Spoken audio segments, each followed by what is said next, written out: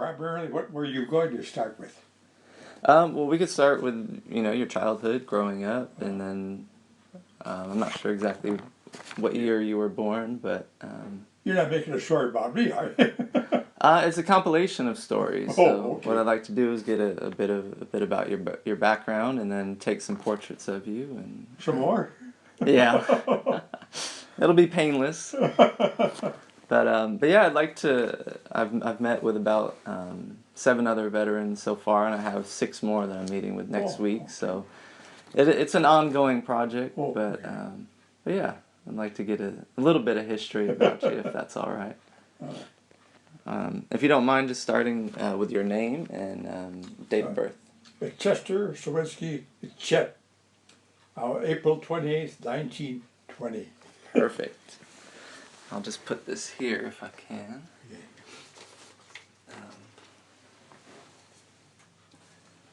I'll give this to you too, so you can keep your photos in there.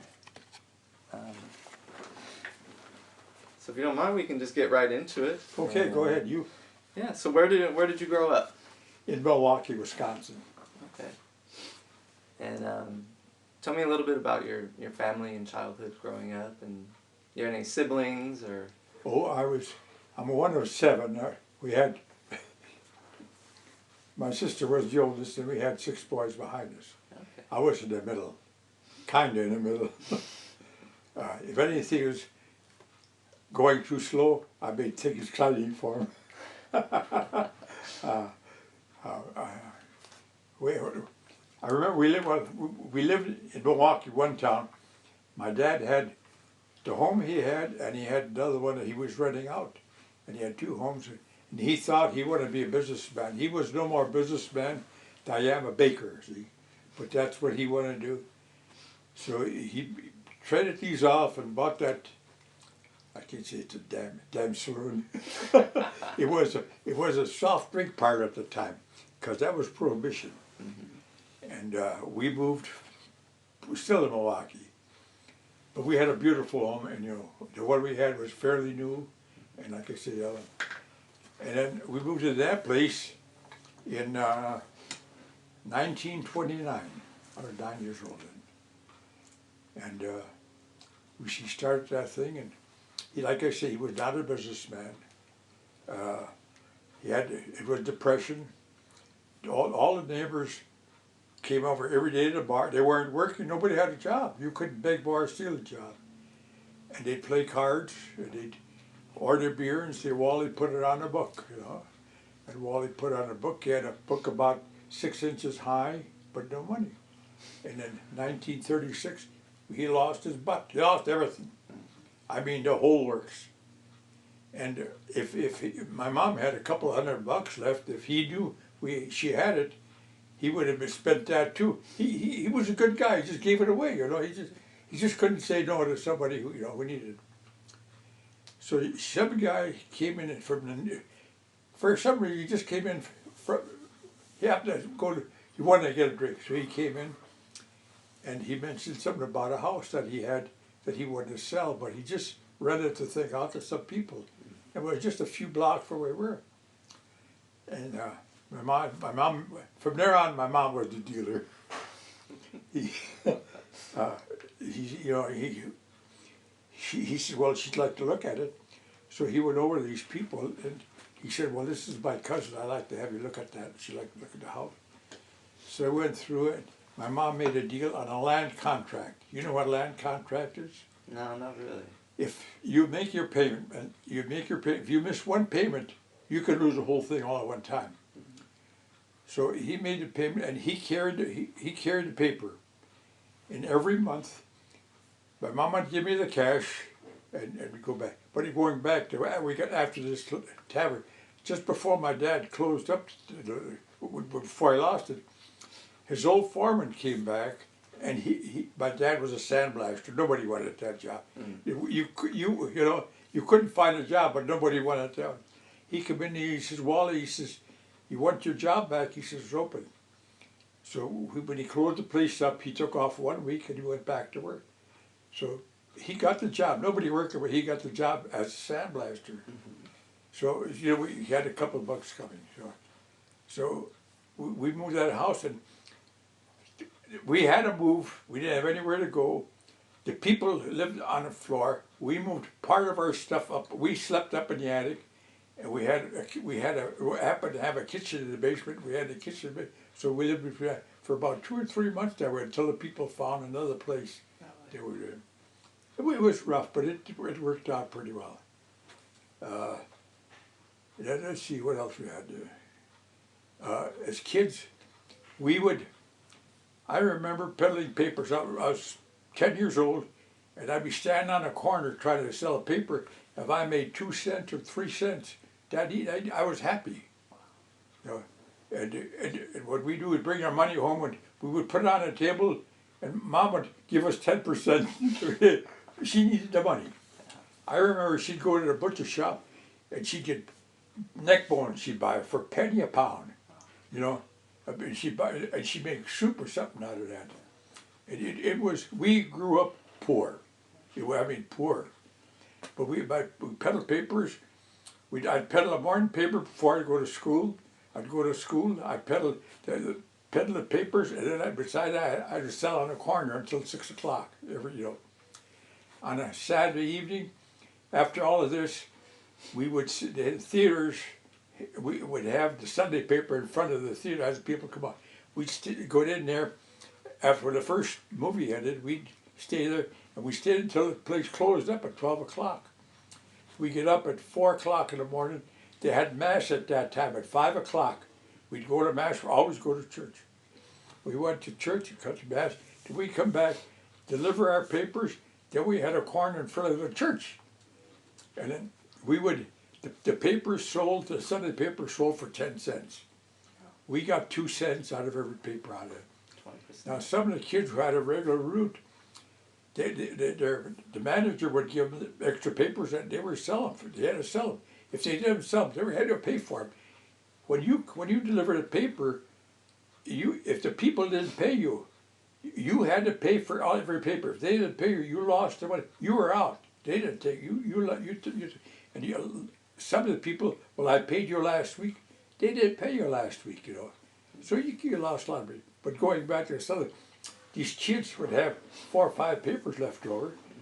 So we'd go out, we'd give them a nickel for it, and come back. It was a different, it was a home edition, and we would get that paper for a nickel, and we'd sell those first. Yeah. And then later on, and my kid brother, my older brother and I did most of that. My kid brother Bill, he was a wheeler dealer. He went and got himself a job at the theater. The seats were all seats 10 cents. And then I was Tuesday or Thursday, if the women come out, they would give them a plate.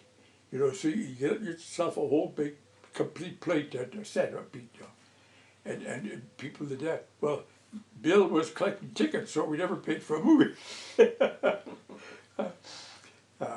And then I had I'll tell you about the car later, but my first car I bought was a Model 1923 Model T Ford Coupe.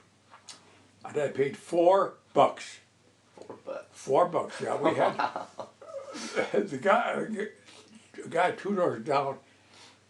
His sister lived upstairs. He was drunk, and he'd come over sleep in her basement. And he was he had that car, but he never drove it. He was thirsty one day, and he come over. He's like, I need some money. He said, I'll sit in the car. $4. So I give him $4. He went out and bought his booze. Wow. Jennifer, you want to get that? Yeah, I'll get it. And so he got the booze, and then later on I bought a Model A 29 Model A Ford 4-door Phaeton, a convertible sedan, with the curtains. You had to put the curtains in, and I paid $28 for that one, and we drove that for quite a while. And then with that car, I could get an extra job with scorecards at that time. People didn't have TVs, a lot of people didn't have radios, but they made the scorecard for all the baseball days, every day, all when the last game was made, they'd print up the scorecard, and then we had to go up about 2 miles up the road to get it. Well, they would pay me extra for the 2 miles because I had the car. The other guys, we rode bicycles all over, and then we'd spread them out. The guys would deliver back and extra money for that too. And then later on, I got. In the meantime, yeah, my neighbor had a Bodley Ford with a broken axle, and he said, "You got to get rid of it." I paid him $5 for that car with a broken axle. Wow. Well, about 3 days later, we had a new axle, and we fixed everything. I still have 4 boxes of my tools that are all tools that were used at that time. Today you can't use them. They got sockets, ratchets. You want a size tool? I've got it. You got it all. And then with that car, I got the theater had the same movie in 2 theaters about maybe 2 miles apart, and the movie came. I believe it was in 3 sections, and you had to run. You had to make sure that one. So I would run them between the 2 of them to make sure they would never run out of movies. I got paid extra money for that too. So, and then I worked for a doctor part-time and cut his grass for him, do housework, do stuff around, wash his car. We made a couple of bucks on that. We never sit idle. Always looking for something to do. Go. Yeah. It worked out pretty well.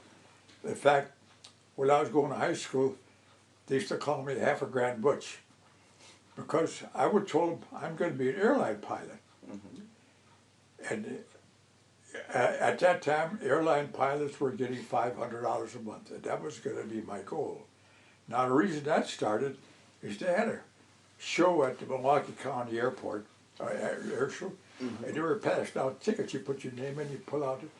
Well, I happened to win a ride, and that's where it got me started flying. I was going to fly. I have my high school manual. Even then, they wrote, "I wish you were Brother another Lindbergh." Now that was my goal. But Sunday afternoon, down to the airport. If you're going somewhere, the airport was the only place to go. I get the pilots and you go out, you watch the airplane, do something to take you out for a ride or something like that. It worked out pretty good. Oh, nice. Let's see, where'd we go from there? I graduated from high school in 1937. Right in the middle of depression. It just made me goofed up here. That's okay. You're gonna have to we'll put it all back together. Yeah, I graduated in 1937. I didn't like school, and at that time they didn't have computers. Well, in order to make it look real good, the last period we always had a free period, and I always arranged for my last period was a free period. There were 8 periods in the class. Well, everybody else had 8, but I only had 7. I had my bicycle outside. After that 7th period, I was out the door. We were it was a barracks, but this barracks was it was one individual great building with hallways all the way through, and the whole school was combined. So you knew everybody. You were crossing. It wasn't too big, and you knew everybody in school. And then after the end of 7th period, my bike was out the door, and out I go. I had things to do more important. Every once in a while, I'd be on a road, and the vice principal would be coming by the other way, and he'd see me going, he'd wave, but he figured I had something to do with it. I never got caught. It was exciting. I'd say. Let's see, where do we go from there? Well, like I said, we didn't work. I worked. I was still in high school. I was 16 years old, 15. I worked for the greenhouse. They had floral shop in a great big greenhouse with the glass deal and stuff. And it was about, maybe a mile and a half. I'd ride the bicycle out there, and we get 50 cents a day for that. And some days you worked 8 hours, some days you worked 10 hours. And then what we would do is especially when they were changing, they have to change dirt and everything out of these boxes. We would shovel all this dirt out, Then, this is gory. We went to a pig farm, you know where that hogs? Mm-hmm. We had a Model T dump truck. And you would go to that pig farm and you had a fork deal and you shovel that pig manure onto that truck. Okay, after you got that home, then you come and bring it back to the yard and you dump it. And after you had to clean out that whole pig farm out there, all there, then you set up a screen. You stood up about 2 feet off the ground, a platform, and you put a screen up above it. And the screens were half-inch opening screens. And you shovel this thing up on there, and you'd be on top there with a stick with your hands. You didn't have gloves. You just rubbed this stuff, and you took out all the rags, all the orange peels, all the garbage out of it, and it was all clear manure. And then you took, after that was done, when you filled up your wooden bins, or you emptied them, when you filled them up about 2 inches of dirt, then you went and put this manure, spread all about 2 inches of manure, then you put dirt on top again, and you put a real light coat of manure on it. Now these bins were, I'm guessing now, maybe 50, 60 feet long. They were long. Then you had to go out with a little hand deal, and you mix all this dirt, all the way down, until you get the whole thing done. And it took days to do this stuff. But on this pig manure, you'd sometimes be 2 or 3 days. I'd ride that bicycle there, and I'd come home, and we were fortunate. We had a door where you could get down the basement from the outside. I'd go downstairs, and just before I walked in the house, I'd take off my clothes, I'd walk in, I'd wash up, didn't have a shower, took a hose out there. We didn't even have a bath in that house, a bathroom. We had a toilet, that's all, not even a sink. Now this was a saloon, but we had rooms up above that there, and the kitchen. And I'd go down and wash up, change clothes, and I'd go upstairs. Next morning, I'd go down there, put on those stinking clothes back out to that manure farm until we got that done. And I'll tell you, it stuck. But we got the job. I was making money. It was 50 cents a day. And after a while, the guy gave me 75 cents. He said, "Don't tell anybody." Other than that, it's just years. So your whole life up to that point, you were living above a saloon? Is that accurate, or? Yeah. Well, we were living in the saloon until my mom bought that little house. But all this was while we were still in that saloon. So I worked on that farm in there. So we moved in 1936. So I was maybe 14, 15 years old when I was shoveling that stuff, Because in 1936, July 1st, we had to move. So we got out of there. Yeah. So we bought that, and she paid $3,500 for the house, with the $200 down with the land contract. And I don't remember what she paid every month. I don't remember that. But every month we get that little book going. They signed a book and they come home. Yeah. That's a steal. Yeah. Oh yeah. But we all had. I didn't get that car until I was about 17, 18 years old. Everybody rode bicycles. I got some pictures. Everybody rode bicycles. No one had a car. 90% of the people were on welfare. Now, when you got the welfare, the people didn't get any money. You went down with a coaster wagon. They would fill the coaster wagon up with, you got flour, salt pork, some produce. You baked your own bread. They didn't have any diapers like these gals buy diapers.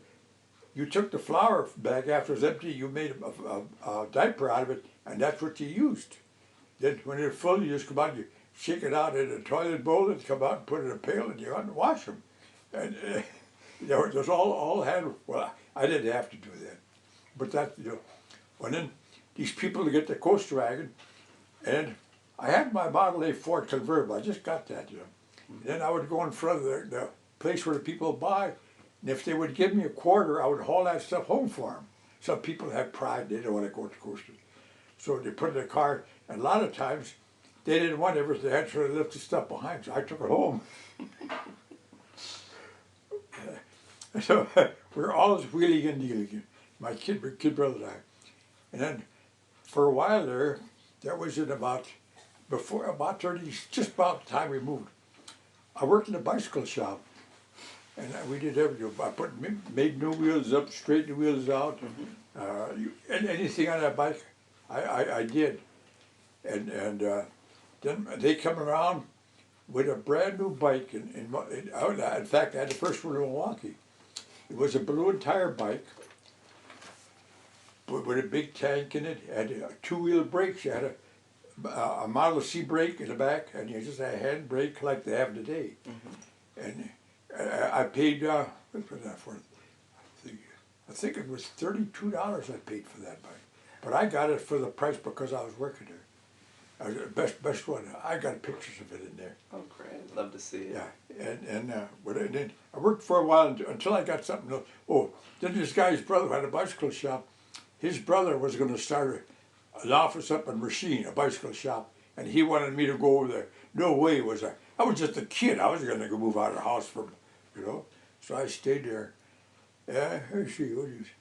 Okay, we did all of this until, and after I graduated, I started going to all these. Milwaukee was a big manufacturing plant.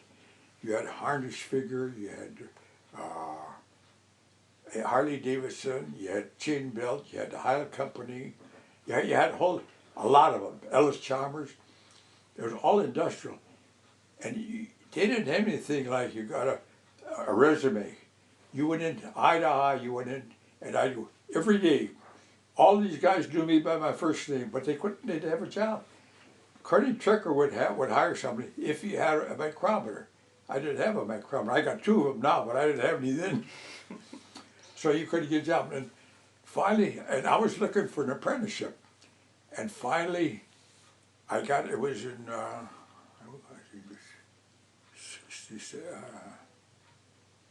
I'm trying to think of the year. It was 42. Oh.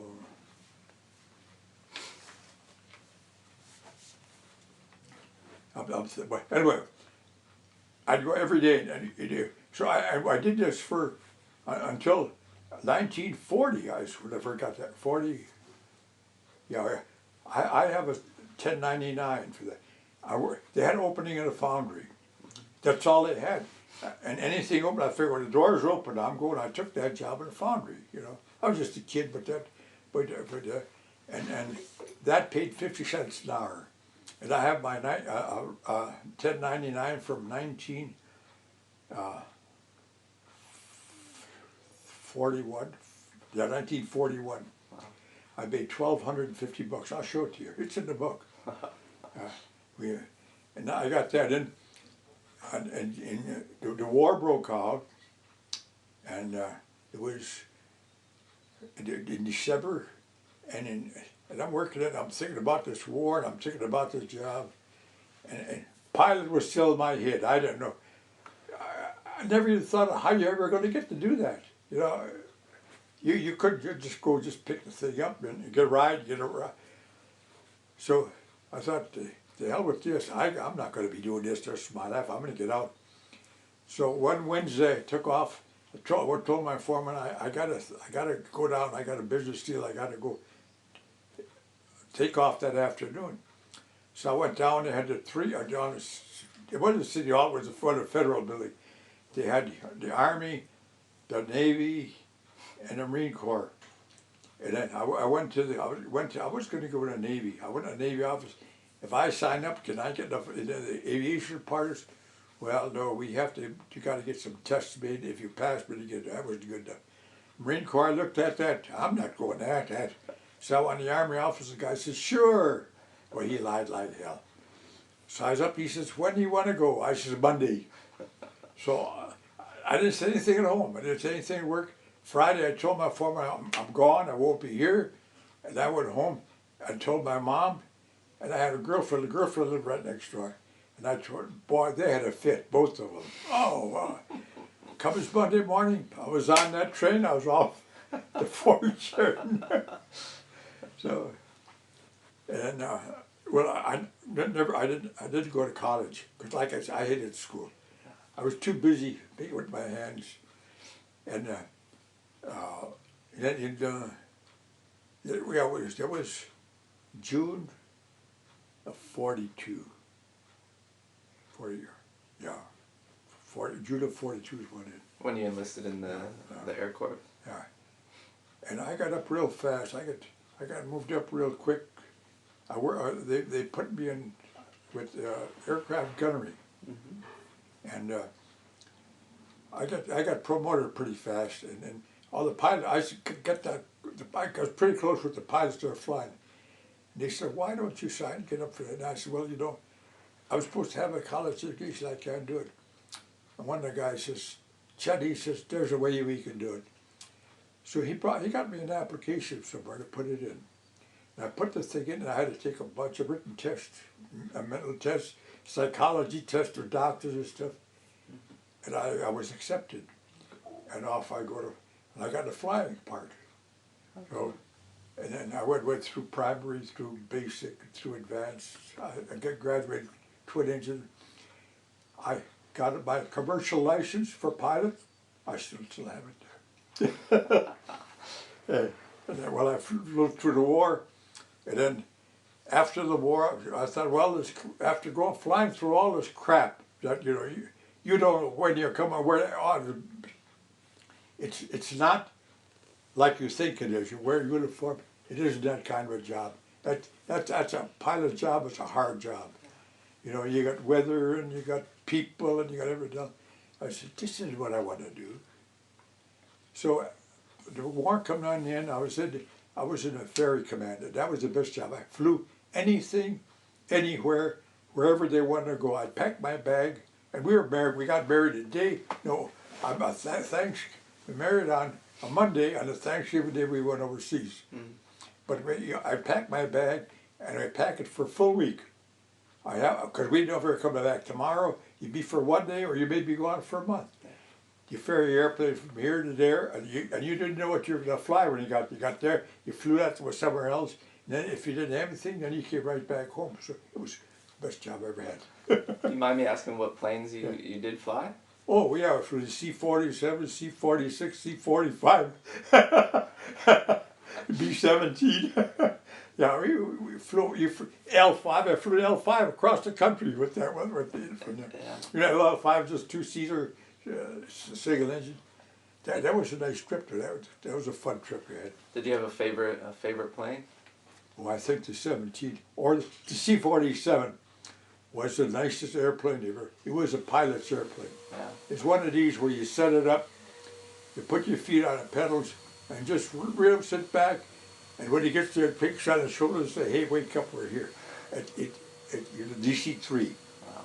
Yeah, it's a good airplane. The 17 was very good airplane, and it for his job was a good airplane. That's as far as we go about the war. Okay. Yeah, absolutely. And then, and after I got a chance to fly with Pennsylvania Central, the producer airline, and I thought about it. No. Now this. Then I went back to the place where I worked, where I quit. Because I went to, and there were all new people in there. And when I was a kid in high school, I used to like mechanical drawing, I loved that. That was good. And I went there and I talked to the guy, and I said, well, originally I wanted an apprenticeship. And here I am. I'm 25 years old, 26 years old now, And Bring me a drink. oh, thank you, Jennifer. And the guy looked at me and he said, well, by this time, all these kids are through with their apprenticeship by that time, They should be out on their way. I said, no, that's what I wanted. I said, I think I always liked drafting. I said, I like that. And the guy looks at me, he says, Chet, he says, you don't want to be a draftsman. He says, that isn't for you. And would you believe it or not, that's the biggest favor anybody did for me. I went into manufacturing, in the structure, erection, and layout. I served by a 4-year apprenticeship in 3 years. And it was something I enjoyed. The day went by, what, we're going home already, And it was, I got it. I love that layout work. It was just like drafting, but you laid out now listen, these are $1,000 jobs. There wasn't, every job was in their job. And then you'd had anything on 16, 7-inch to half-inch plate you worked with. And like you see these mixers, big mixers, running around. We made those. We made the big batch plants for that. We made conveyors that are half a mile long. Traveling or drag conveyors. These hoppers where people dumping coal and come up. We made that whole thing all the way up. In my last year of my apprenticeship, the company was putting in a new boiler system, and I was running that. The system, you know, I had all drawings there. We ran the whole system in there. I was one of the foremen one of the guys I worked with. I was an apprentice then. He says, Chester, he says, you're going to be my boss. So I didn't pay attention to it. Well, then it was about 3.5 years after I graduated, I was a foreman. And then the other guys, the other guys, Chet, he says, we all thought you're never going to do it. You know, 'cause the guys, they would quit. They'd start their apprenticeship, they would quit. And boy, I want to do something. And see, so I was there for about 5 years, I guess. And they opened up a plant in Los Angeles, and they needed a superintendent. So they asked me if I would come out, and I came out as a superintendent out there and worked over at Telegraph Road. How old were you?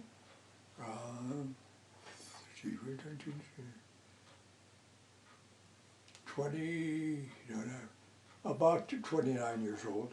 Okay. And then I was there, we did that for till when did I go to Bach?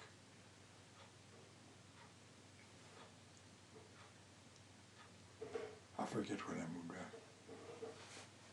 back. It'll catch up to me. 55.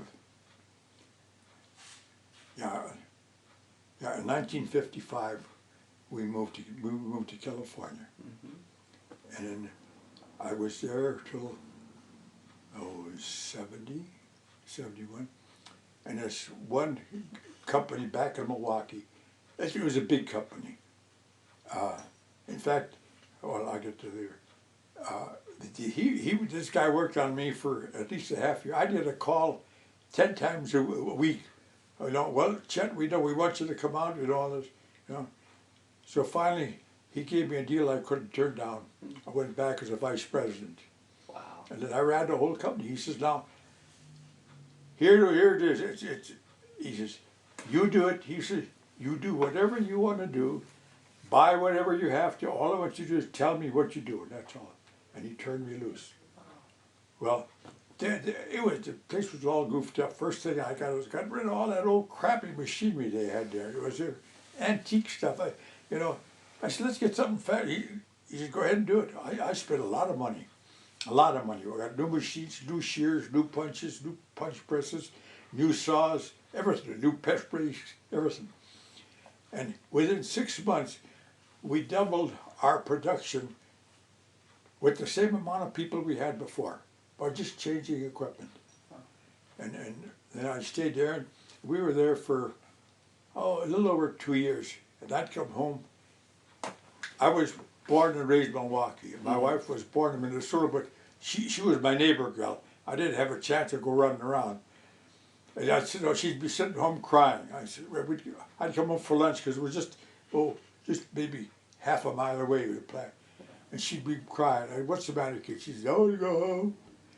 And after a while, it just got to me. I said, the money is not worth it. It's just not worth coming home to listen to this crap. So I went over there and I said, I'm going to leave. I'm going to quit. He said, well, we don't want you to go. I know, but I said, it's not worth it.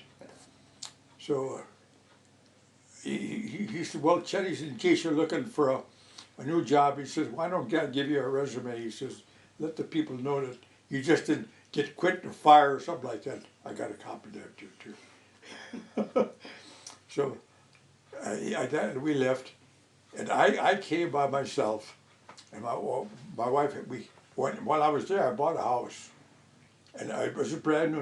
I bought the house. She didn't even see it. I bought the house, and then we just got the thing all settled. You get a new house, you do everything, and then that's when it started. So we come back home. So she was still selling that house, and I came here. And my daughter and I was looking for something, you know. I tried Fullerton, I liked Fullerton, but I couldn't find it. And I saw the ad in the paper on the house right behind us. And it was a Sunday morning, and my daughter and I were coming by, they had a sign for sale out in the front there. I went there and looked at it. I said, stop, let's look. So we came in here, I looked at it, walked through the house once. It looked pretty good. I said, Susie, I said, let me go in there again. Walked through again, and I bought it. I gave him a down payment. My wife always said, why do you buy a big house? Because you can sell it. That was one of the better things I ever did, you know, for what I paid for one now this year. So then when she was done, she was happy. And then it was in 1950.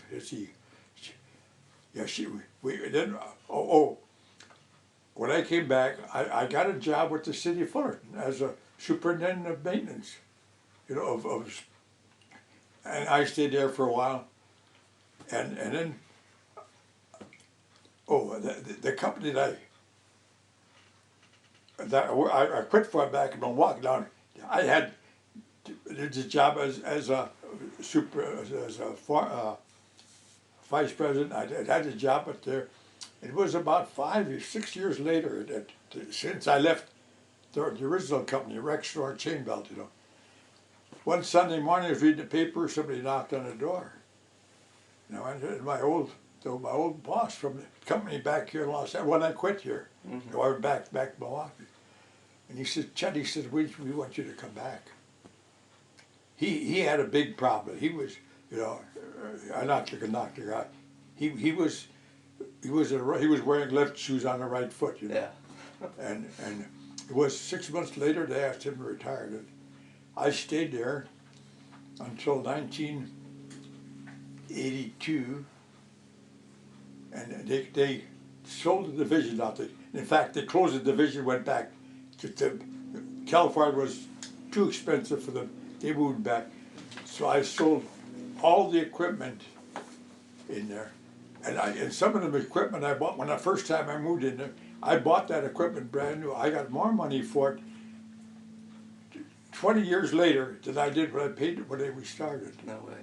And when I left, all that was in there was a broomstick, and that's all. But I still never went out of there. And that was 85, 82. And in 85, my wife got a stroke. And I had her home for 10 years.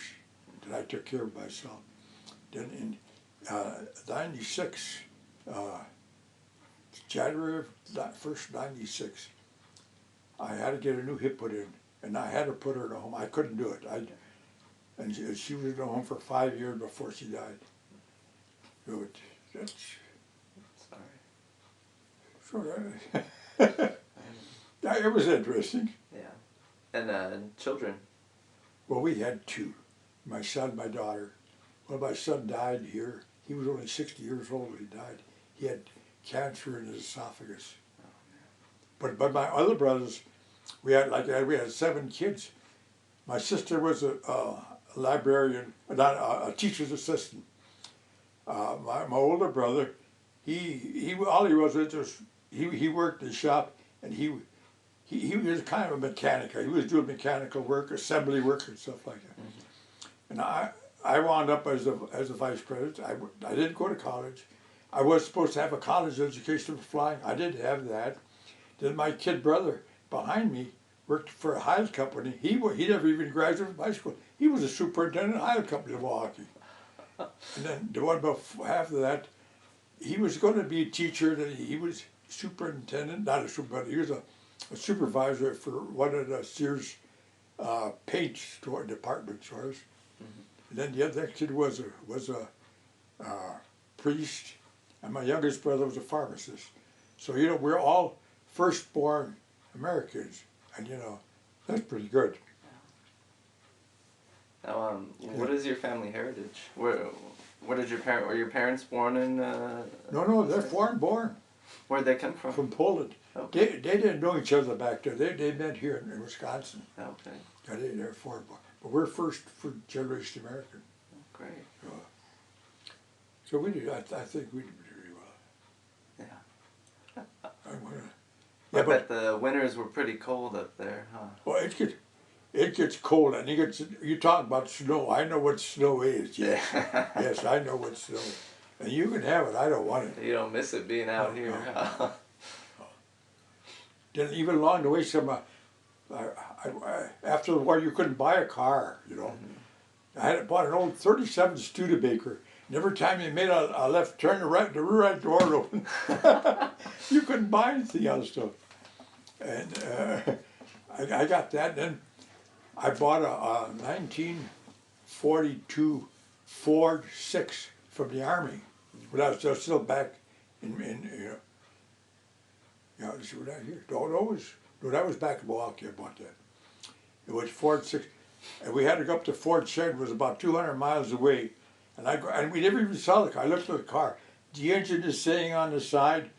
The brake shoes are back in the truck. What did I get it? I paid $600 for that, and they had ceiling prices on everything. Even used cars had ceiling prices. If you had a car, you had to sell that for ceiling price. If you didn't, they'd come after you for get, you know. Yeah. So I paid the $600.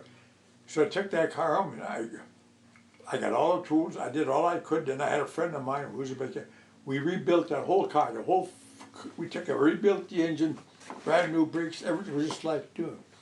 And then I had that until 49, and my cousin was looking for a car, so we took his car and we traded his car in, and I sold him my Ford. Said he didn't have the money to pay me, so what we did, I bought my '49 Ford, and he would pay for half the thing, and until the car was paid off. Nice. That was '49, the first new car we got in '49. Nice. That worked out pretty good. That was a good car. Very cool. I had a lot of cars. Yeah. I had a 1960 Packard 60.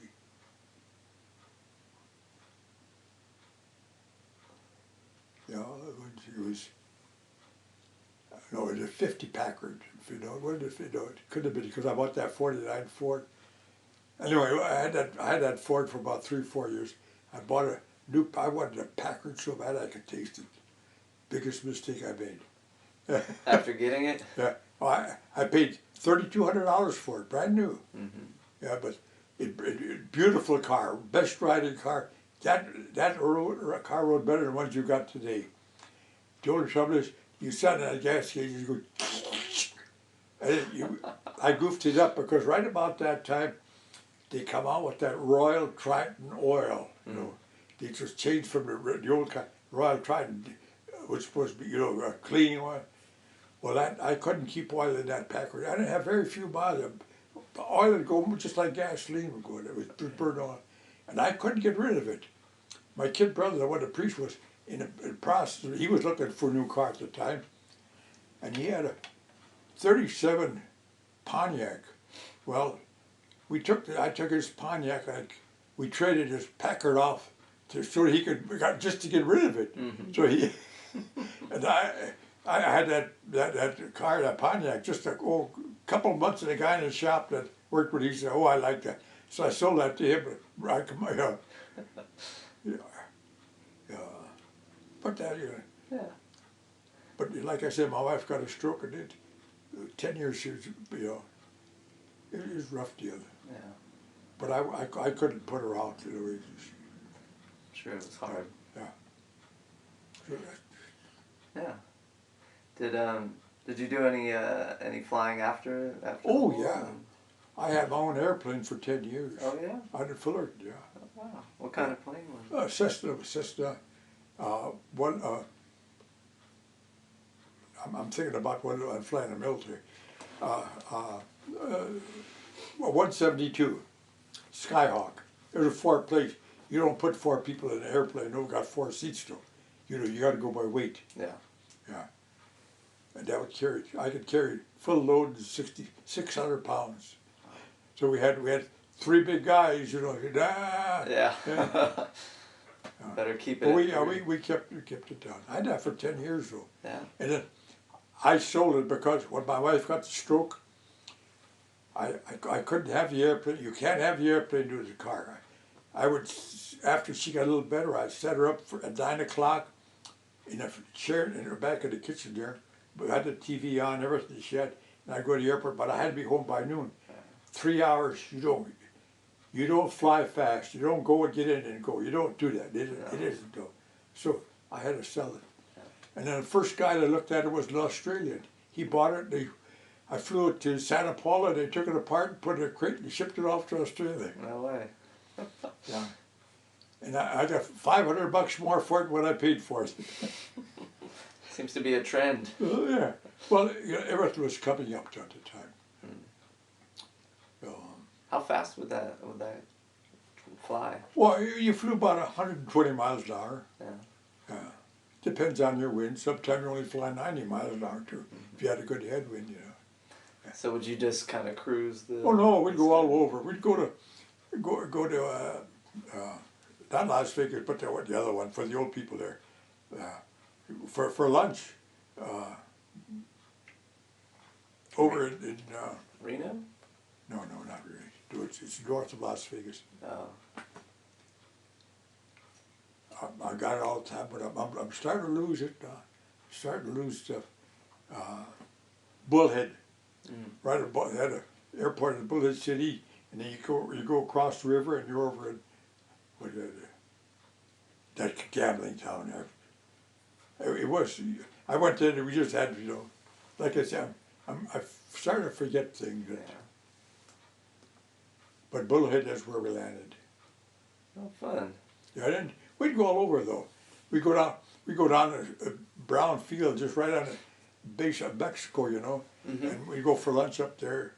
We get that, they used to call that the 747 hamburger. It was about that big, and we would buy one and we would split it. Two guys split it. It was that big. Wow. We would split it. Wow. Yeah, but we went all over. Any airport, we went to all of them. And how far could you fly on one tank? I'm sure you. Well, we burned. Too far, but That thing burned. We did something like that too. That thing burned 8 gallons of gas, aviation gas, 8 gallons an hour. So you figure you had about 120, 125 miles on that. And then they put a thing out where you could put auto gas in it. Auto gas was a lot cheaper to have gas. So I got my certificate. I still got it to change my airplane into. I could burn auto gas now. And the funny thing, the only thing you had to do to the airplane is a little clip on they give you a little clip on your oil seal. You put the clip around there. Now you can burn auto gas. But before that, you weren't supposed to see. But like I said, it's in the file somewhere. I got it. And I burned that. And I burned 7.3 gallons on auto gas compared to 8 gallons on avgas. Besides, gas was cheaper, I used less gas. Same settings all the way around. get a few more miles out of it though. Oh, cool. And like I flew that airplane on my 95th birthday. I guess she's got a picture. That was the same airplane like I had. It was exactly the same thing as mine was. Oh wow. Oh, you flew on your birthday, you said? But no, yeah, I got a picture of paper. They had it over in a percentage of paper. Oh, I cool. guess there's a piece in there. I'd love to see it. That's great. But if it was there, I did it. There you go. How cool. Let me see here. Yeah. I'm sure I missed a lot of it. But all the kids, all of us had bikes. You can see pictures in there.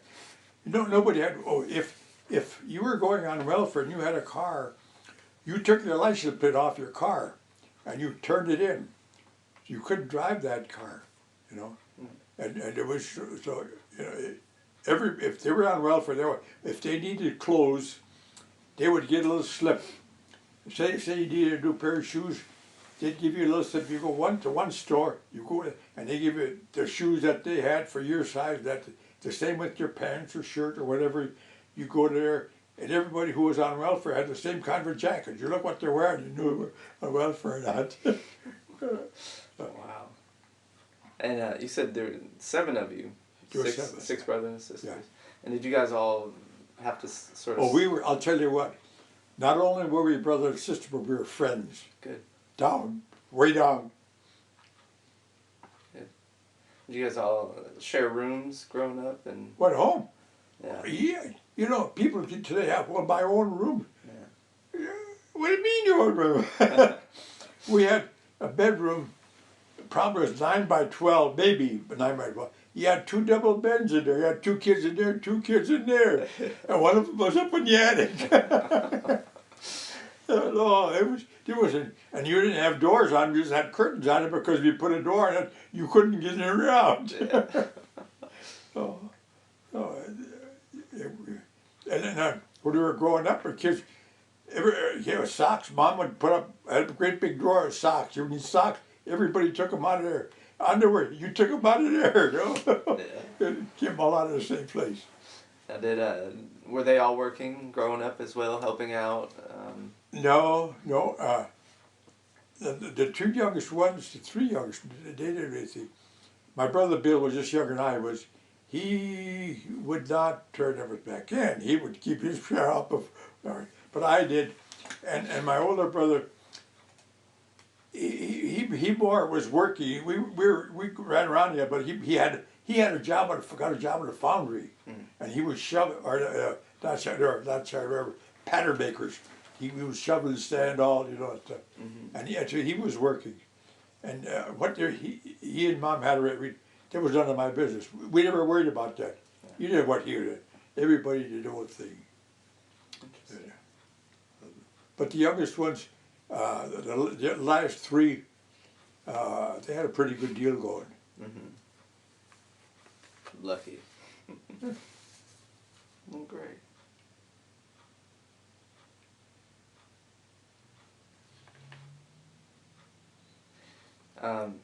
Something I've been asking everybody, is there any advice that you'd give to my generation or the current day generation? I know the world has changed a bit from when you were growing up. Do the best you can, as much as you can. When you can't do no more, you say, "To hell with it," and walk away. And I practiced that all my life, even in supervision. Do the best you can. Don't just get in there and do it. And if you can't do it anymore, you know it's got to do it. Quit wasting your time. Quit worrying about it. Goodbye, I'm gone. Move on. And I'll tell you, that works. I appreciate that.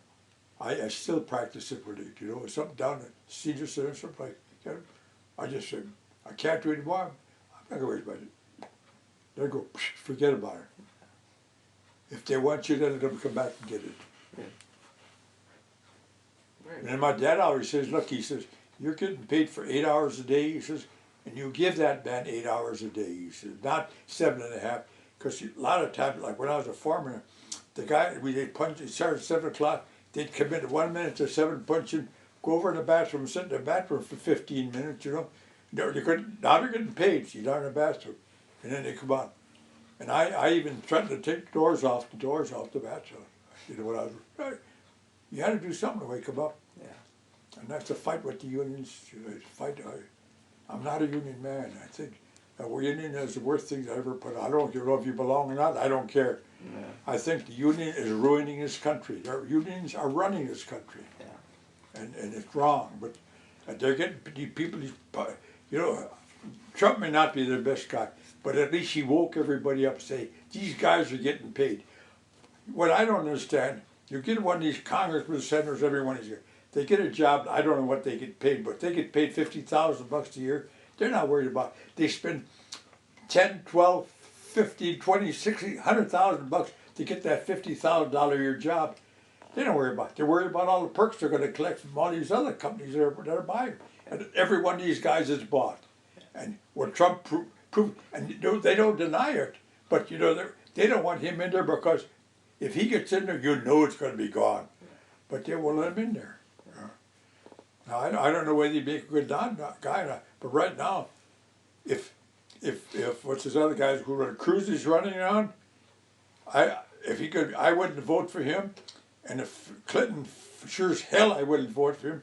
But if Cruz is running around and they kick Donald out of there, I'd vote. I'm a Republican. I'd vote for Sanders, because he's another guy that's not taking money from these companies. Yeah.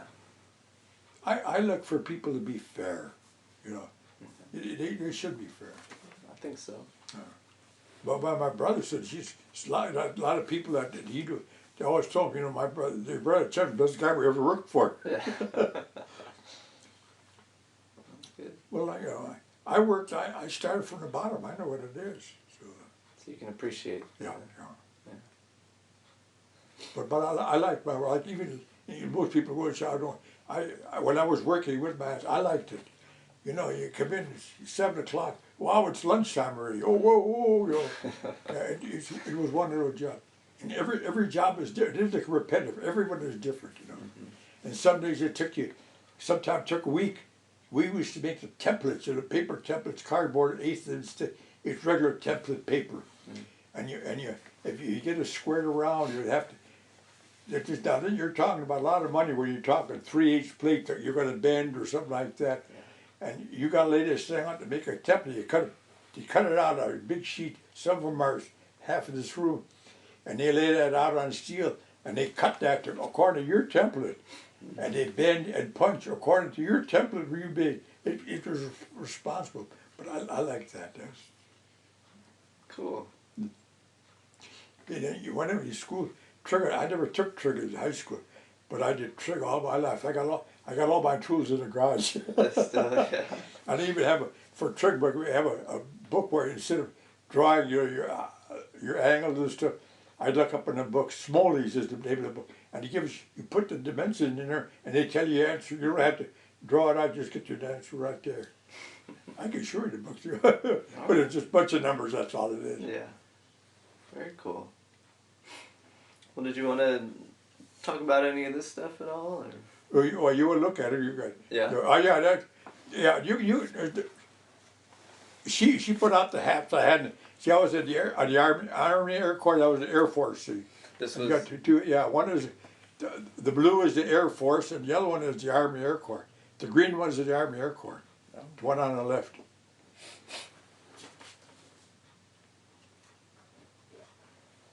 That's the original one. Wow.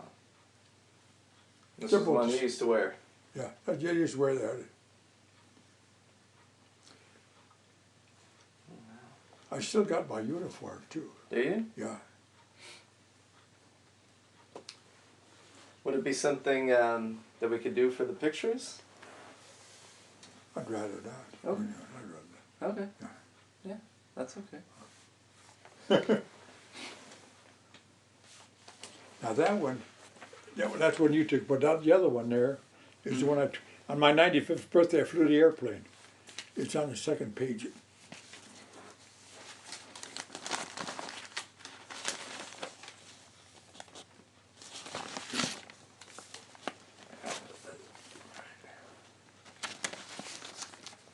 Oh, cool.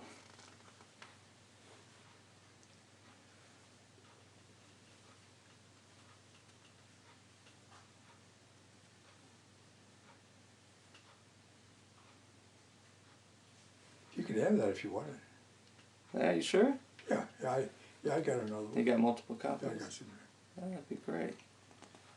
The other one I don't have any more copy, but I got more copies. Oh, I appreciate that. Thank you.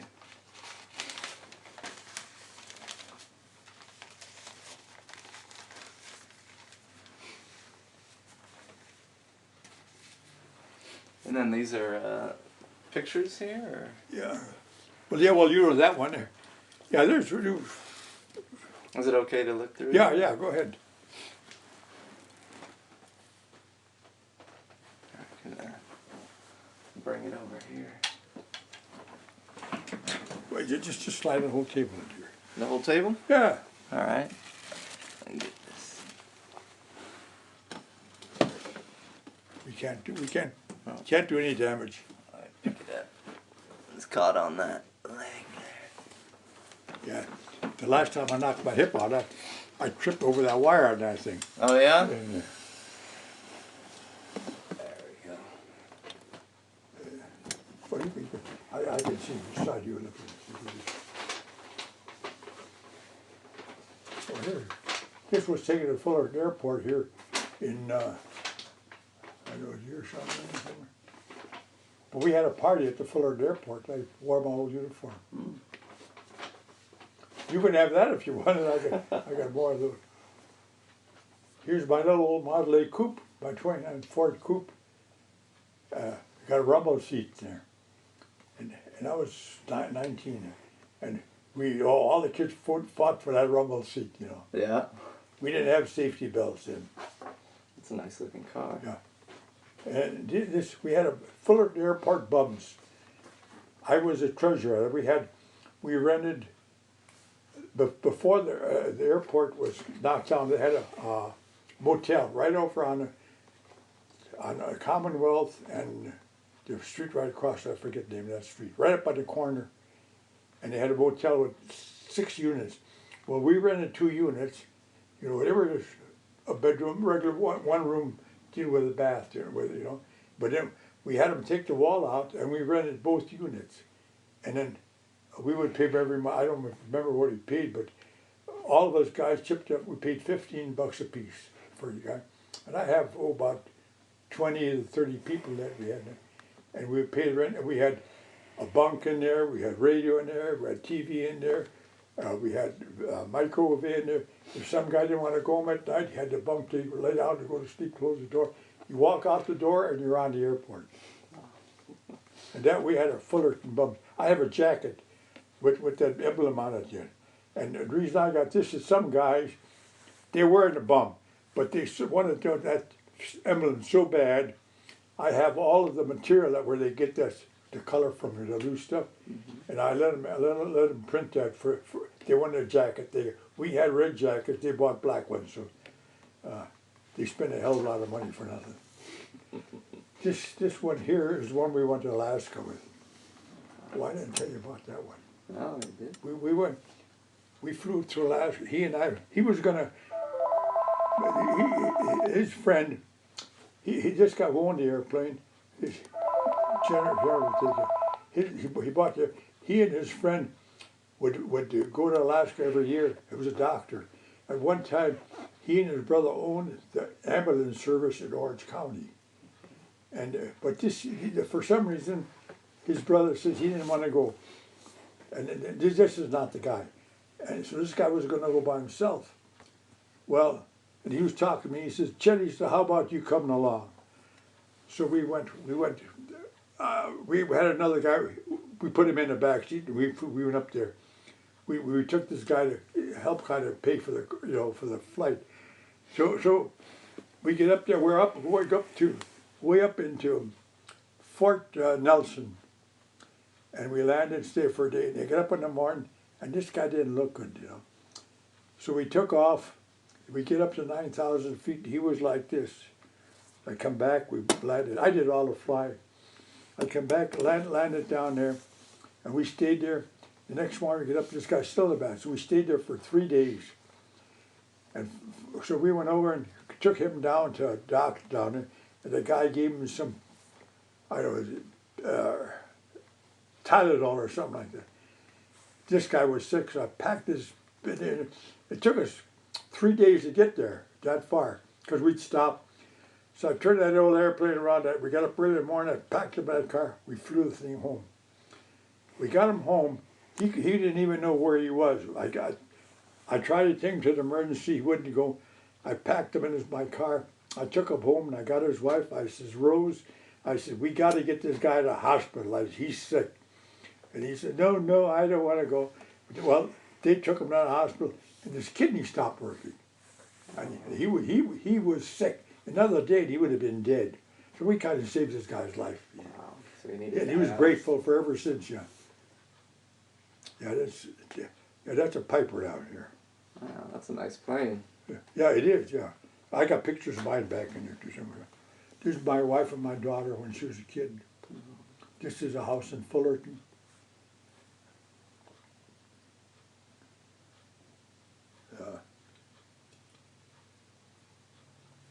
This is our whole bunch. Not only ours, but our kids. And my wife and my 2 kids, my son, my daughter. So how many grandkids do you have? Our grandkids? Yeah. Well, I'll tell you, I had 4.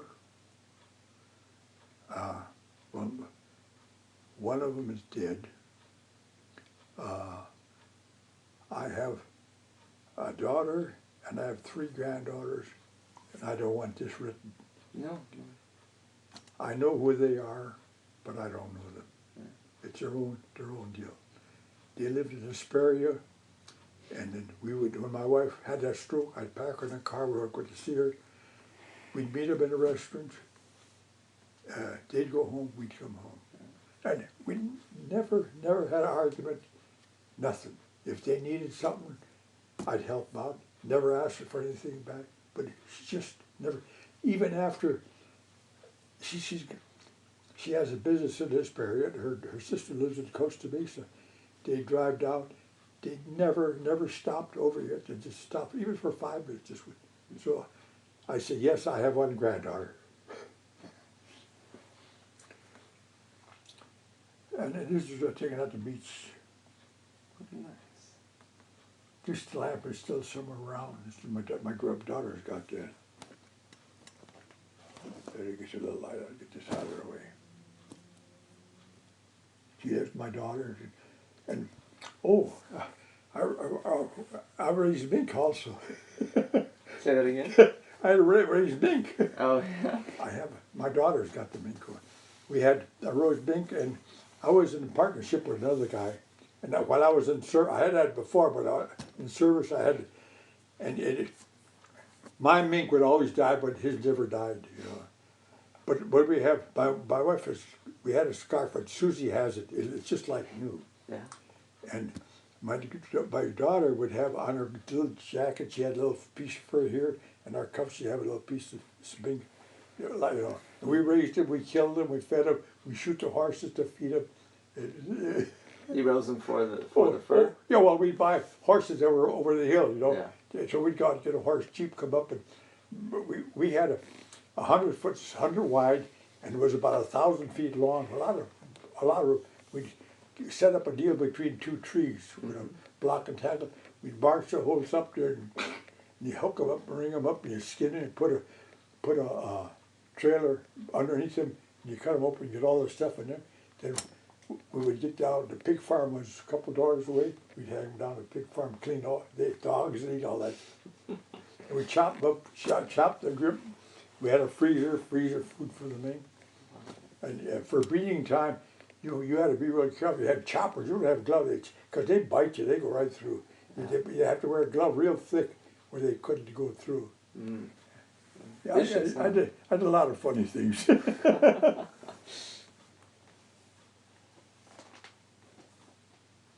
This is our whole family.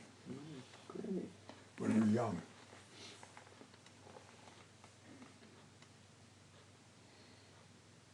It's a good looking family. Thank you. And my friend had a farm, and when they were threshing or something, I'd like to go help them out there. There's my uniform when I was over on the other side. And then these are pictures on his farm. And I bought some, when we moved into Fullerton, I bought these little stools. And believe it or not, I still got them. That was 50 years, but they're 50 years ago. Wow. Well, here's that bike I was telling you about. It had a front wheel brake on it, and that was they had a, now I can tell you about the brakes. They had a Morrow brake on the rear wheel. It wasn't worth a darn. Then they got the Model A brake on it. That was, Then they got the Model C brake, was real good. Then the Model D brake was better, and it was made with a couple washers and slapped the washers. And, yeah, I know how that works. And everybody wore a hat. Got to keep your head warm, right? I mean, we just did, you know.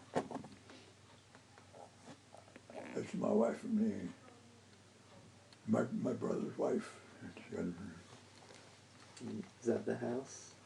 Yeah, that's the one in That's Milwaukee. Yeah, I bought that. She didn't see that one until. That was one of them she didn't see. Took a chance, huh? Yeah. Oh, here's that Model A face that I was telling you about. Yeah.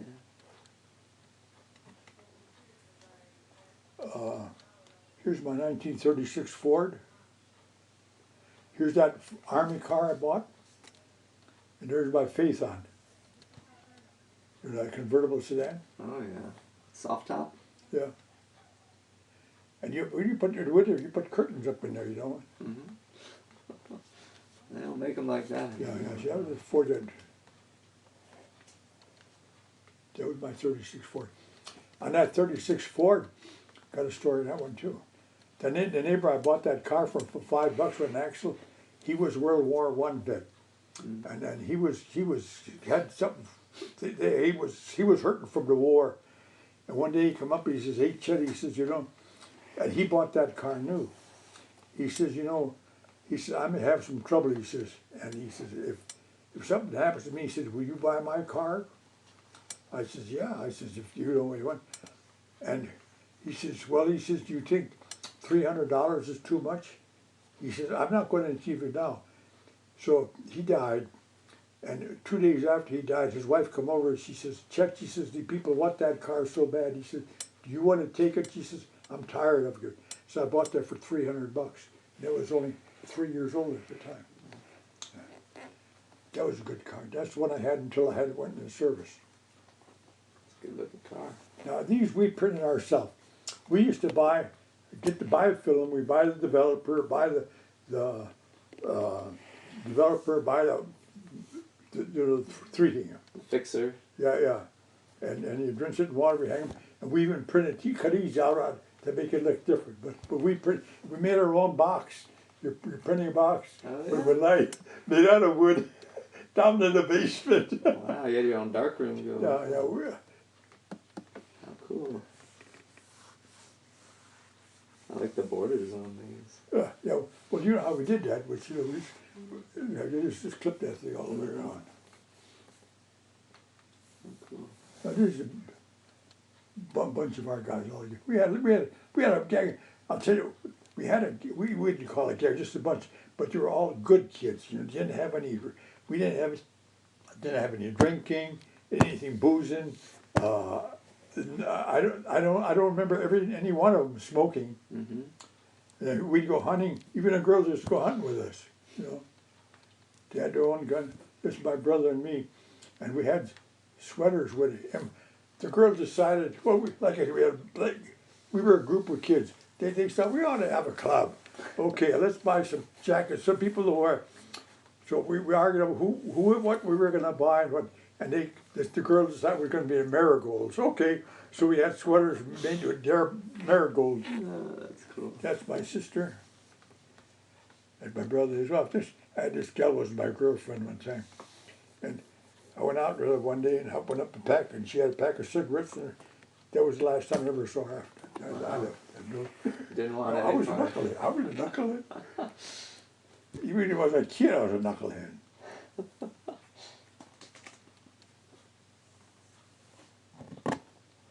That's some more later pictures.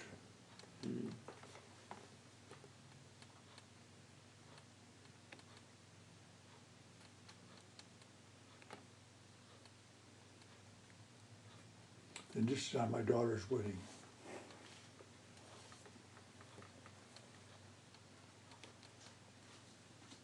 Wow. They're great photos. Oh.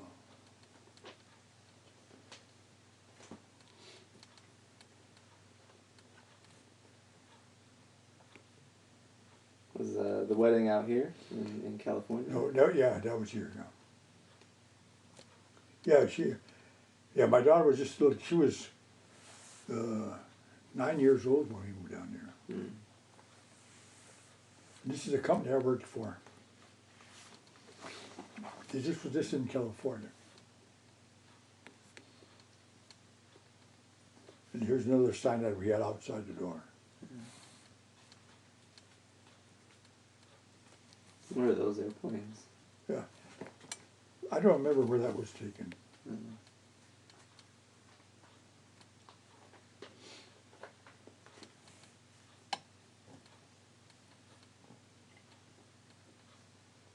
This is my son.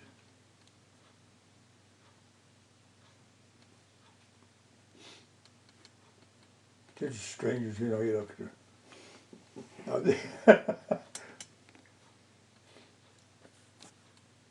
This guy here, his name was Wayne Martin. Here we call him Shot Martin. Mm-hmm. He got washed out. They kicked his ass out of there. And believe it or not, we flew the open biplane. Oh, yeah? In the Army, yeah. We were standing back there. They had open arm. Yeah.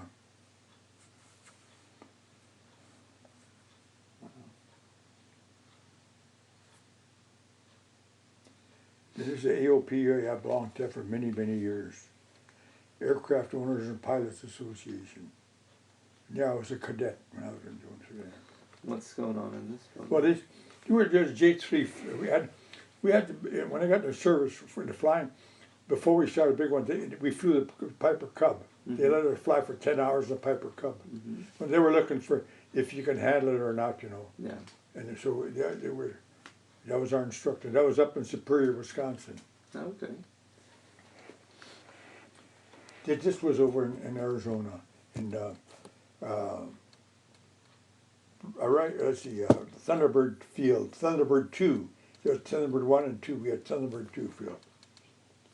So was it pretty cold when you were up in the? Well, up in the air, it wasn't cold, but a lot of wind. Lot of You know? wind. Yeah, you had to wear the goggles and stuff. You know, you had that little windshield up in there, but you know you're looking out. You had to wear them. Catch something in your Yeah. eye. Then yeah, and we always wore a chute when we was flying up there.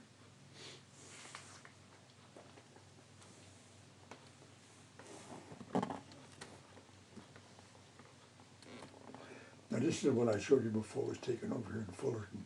So this is the Yeah. hat that you got on there. And this is my airplane, what I had, you know. Yeah. Now this in here is my last flight.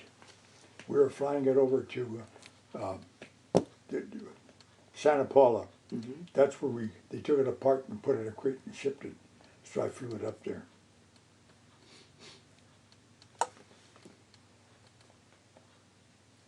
That's just good instruction for flying.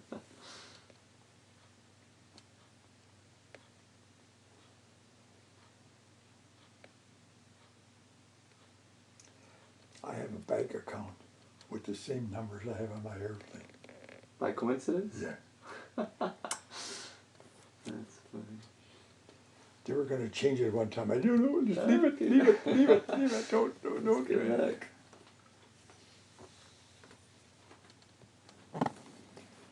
Now this gal here, she was one of the gang that, not the gang, a bunch of kids was.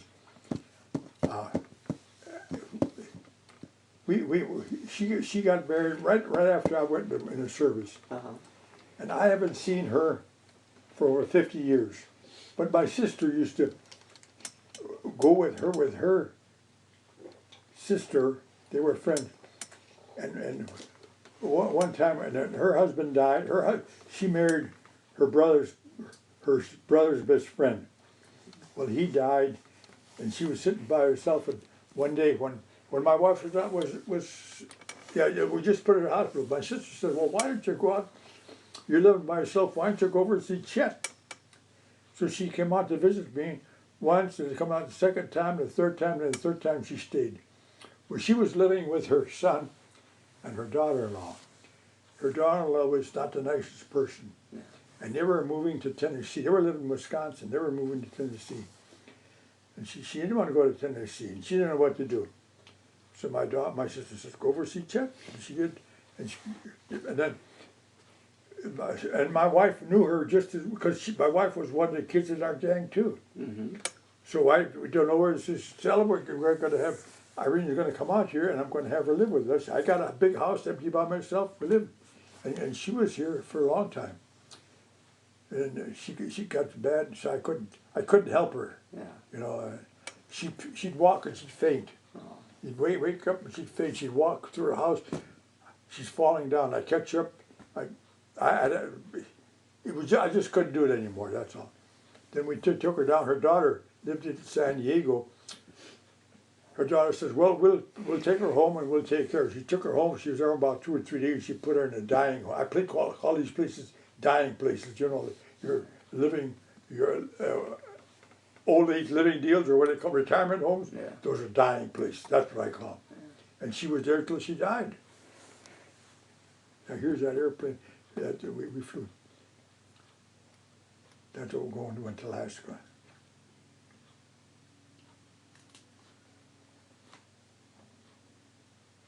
That's my sister-in-law, my sister.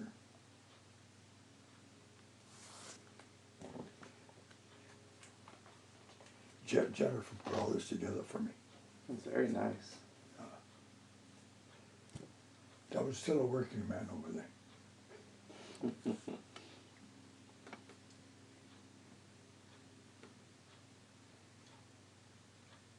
I had a ham. I just like organ music. I had a Hammond organ I played.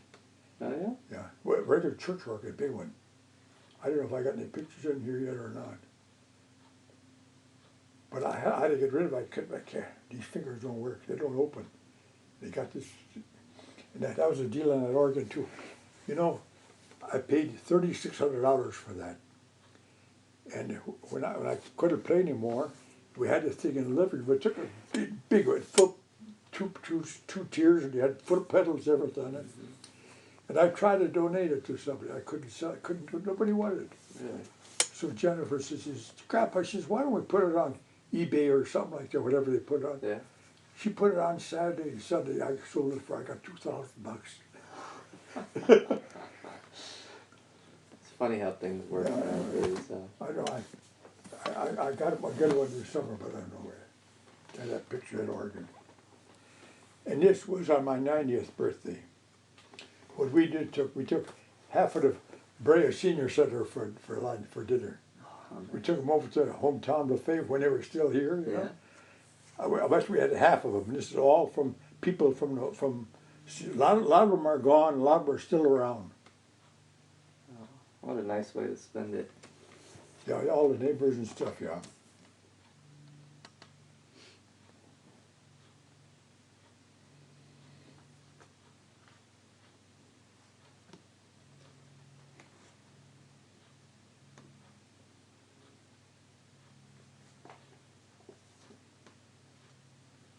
This gal is Japanese. Really? Yeah.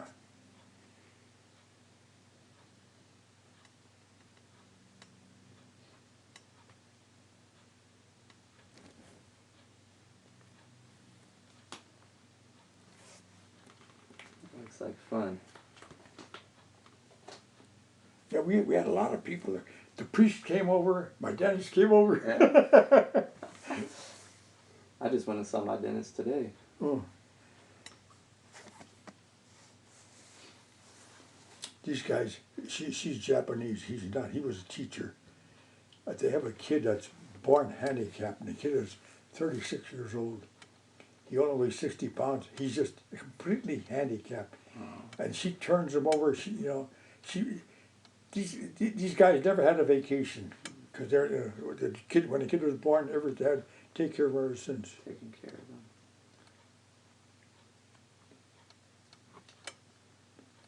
Yeah, this is my daughter here. But these are all the people from the center. Yeah. Well, that's nice here over there.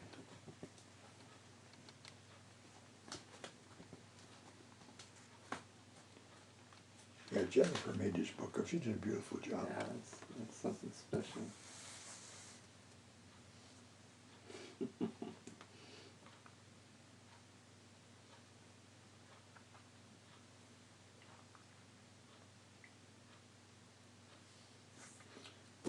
There's our priest. Well, he's out here and they didn't move him out. He was a guy from the hospital. Oh, okay. You're moving around? Yeah. And then my daughter wrote this.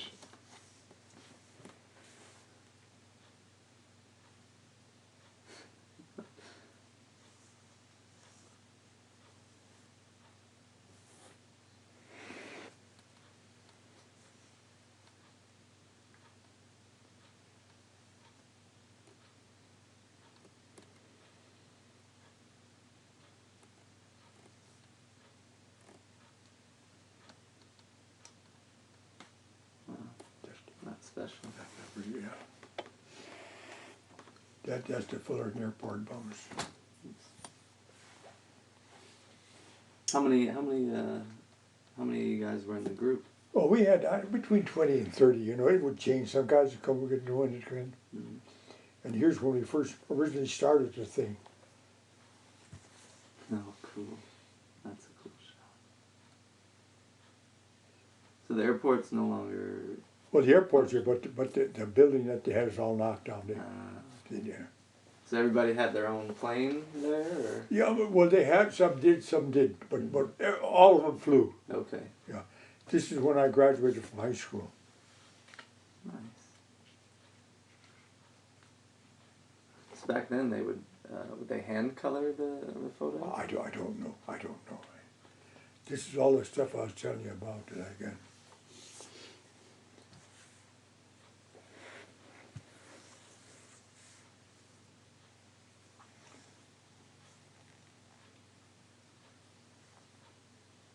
See, I got a commercial signal ball engine. I'm supposed to be able to fly anything with from one engine to four. No jets. I don't have anything to do with jets, though. And I don't know anything about them. Mm-hmm. And I don't want to know anything about them. I'm not going to do it. Then I was telling you about that resume. This is the resume that the president of the company gave me when I left there. Oh, he typed it up for you. Yeah. Oh, nice. Well, that was very nice of him. Yeah, yes. You can't beat the resume. That's a good one.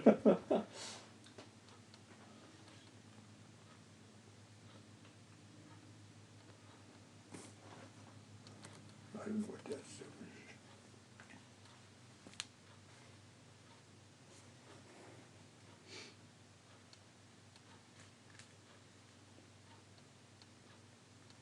Oh, the Army Reserve, when I got my deal there. I went in as a private and came out as a major. Wow. Well, I always say never went to college because everybody college. I don't believe in that college. Not some people need it. You take the majority of them, they don't need a college. Where you going to? The guys that go through school can't find a job. They should go back to. When we were growing up, we had machine shop in school. You had woodworking in school. You have drafting in school. Auto mechanics in school, and you took and that's you could learn something. You got a job, but you can learn a trade and skills, but nowadays it's all for monetary gains. Yeah.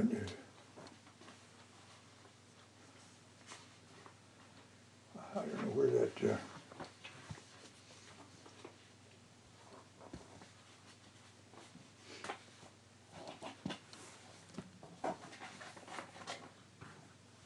That was from our trip out to D.C. Yeah. Oh, gee. That's a short snorter we used to have. I got a copy of it here. You know what that is, don't you? I learned about it. There's one in here. So there's a dollar bill in there. Right here. Now, if you look at the back, there's a bunch of signatures on there. Mm-hmm. Now, if you went to a bar somewhere and say, hey, you got a short snorter, you say no. Well, you paid for the drink. I never drank, but that's the way it is. So these were all, you had to get the signatures of all the... Anybody who came, every guy, say you go in a bar, and these guys from all over the world were in there, you know, you said them. Oh, cool. You trade signatures.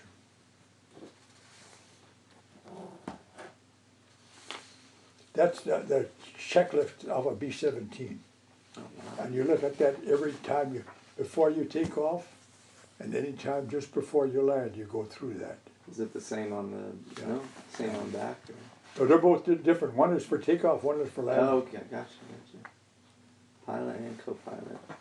Wow, that's very interesting.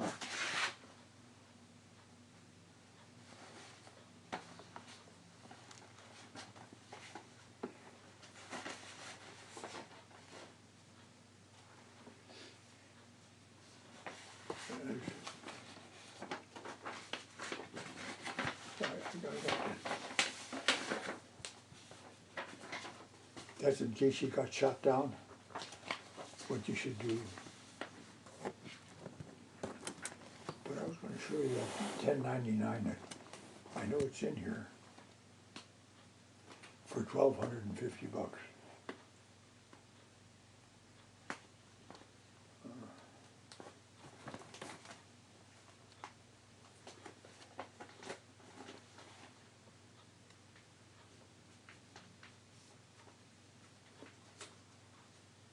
Here, take a look at that. Just the top one there, yeah. Just this one? Oh, wow.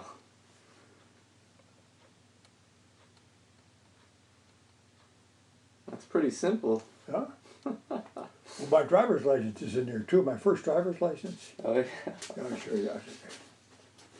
We went past that thing. See this one? No. Yeah, I think this is one here.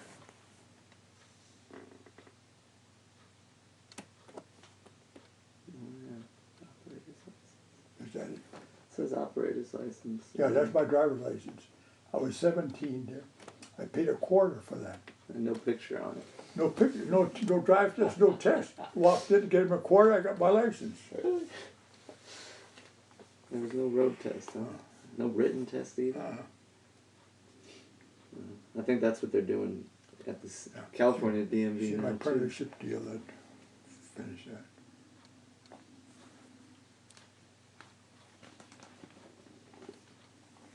Yeah, I did my share.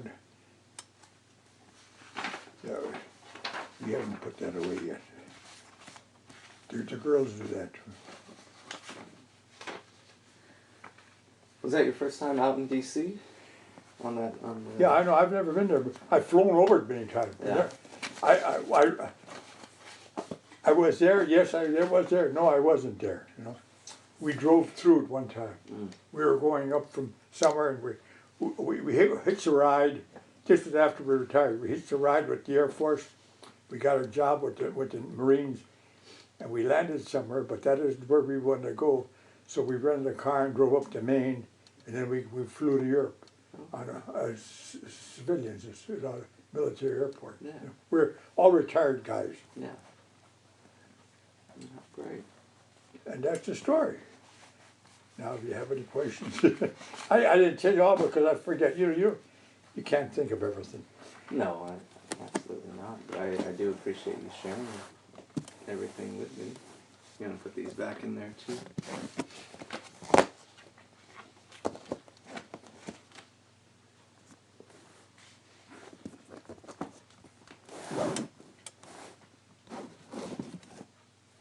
What were these your? Well, yeah. See, this is the Air Force, Mhm. and this is the Army Air Force. See, you ever been? I had all new uniforms. I had to buy all new uniforms. Yeah. They didn't give them to us. We had to buy them. The officers bought their uniforms. And this was your radio communication? Yeah. This is what I wrote. This stuff comes out of a B-17. This is what you had here, but you had the rubber steels on here, but they fell apart, you know. But this is what you had. This is what you listened to. Wow. You know, and you didn't have any loudspeakers in there. You just had your. Was it pretty? And this was your mic. Your throat mic. You put this around your neck, Mhm. and you'd hold it up here in your talk. You know, push your button to your talk. So it wouldn't be your mouth. It would. No, it's right here. This is it. This is it. Oh wow. And a lot of times you couldn't understand half what they said. But this comes out of the B-17. I have an escape hatchet in the garage out of a B-17. You had a hatchet in case you went down and you couldn't get your way out. You chop your way out. I got the hatchet in the garage. Oh yeah. Wow. Cool. Was it pretty difficult to hear? With all the If you got a noise, you get a lot of static noise. You had to listen real close. Yeah. Wow. You had to beat your noise out from that here because you had the engine right alongside of you, you know. Yeah. And it was not the best way to hear it. You didn't have any sound to turn the radio up. Right. There wasn't anything like that. That was it. You heard it or you didn't. You heard it or you didn't. Yeah. It just was what it was. And then if you're flying instruments, you know, when you get in the weather, you fly, you can't see it. You don't see. You don't know whether you're this way, that way. You got to watch your instruments there. And then when you come in for landing, the airport is out there, but you can't see that. Where now you got the glide slope. You get a glide slope, and they close your eyes. They'll tell you what to do. Mm-hmm. There you had to depend upon a guy in a tower to pick you up, and he would tell you, okay, now you're there, and you get you in a glide slope. He tell you you're too high or too low. You're 50 feet low. Pick it up, and then until when you see the field, it's got to be right there. It's there, and you got to land right down. You know, and it's a lot different now than it was. Sure. A lot easier. Wow. Had to be brave to fly that. You had to work at it. You had to work out. You couldn't do any guesswork. You know. Right. So, Wow.